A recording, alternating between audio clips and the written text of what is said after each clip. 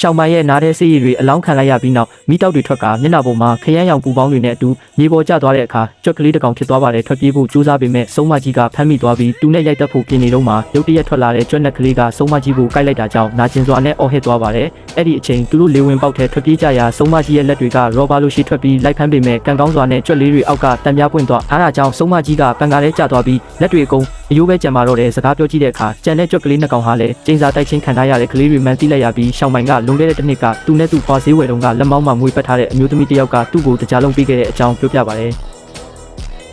ညဘက်အဖွားကိုပြောပြတဲ့အခါမှာအဖွားကသူ့ငယ်ငယ်တုန်းကသူ့တငယ်ချင်းမလေးဟာအဲ့ဒီလိုအမျိုးသမီးပေးတဲ့တကြားလုံးကိုစမီယာကနေကြက်မောက်တွေထွက်ပစက်တွေခြုံလာပြီးကြက်ဖြစ်သွားခဲ့ဘူးကြောင်းပြန်ပြောပြပါတယ်။ရှောင်းမိုင်ကသူ့ဖွားမှာနီးလန့်ရှိမယ်လို့ယုံကြည်ပြီးအလုံးစုပေါင်းကအဖွားစီသွားပြီးပရိရဲ့တုံးကကြွက်အဖြစ်ပြောင်းလဲစေတဲ့ဆေးရည်တပလင်းကိုရခဲ့ပေမဲ့စုံမကြီးရဲ့ပညာကပုံမြင့်နေတာကြောင့်အဖွားကအဲ့ဒီဆေးကိုမဖြေနိုင်ခဲ့ပါဘူး။လူပြန်မဖြစ်နိုင်တော့တဲ့အတွက်ရှောင်းမိုင်ကစုံမကြီးကိုတခြားလူတွေကိုဒုက္ခမပေးနိုင်အောင်တားဆီးဖို့ဆုံးဖြတ်ပြီးဆေးရည်တပလင်းလုံးကိုဟင်းရည်အိုးထဲခိုးထည့်လိုက်ရာဟင်းရည်တောက်မိတဲ့စုံမတွေအလုံးကြွက်အဖြစ်ပြတောင်းလဲသွားကြပါတယ်။နောက်ဆုံးမှာတော့စုံမကြီးရဲ့ပစက်ထဲကိုလည်းဆေးရည်တွေလောင်းထည့်ပြီးကြွက်အဖြစ်ပြောင်းလဲပစ်လိုက်ရာကြောင့်ရဲ့ဖန်ဆီးခြင်းကိုခံလိုက်ရပြီးကြွက်လေး၃ယောက်ကတော့အဖွားနဲ့အတူပျော်ရွှင်စွာနေထိုင်သွားပါတော့တယ်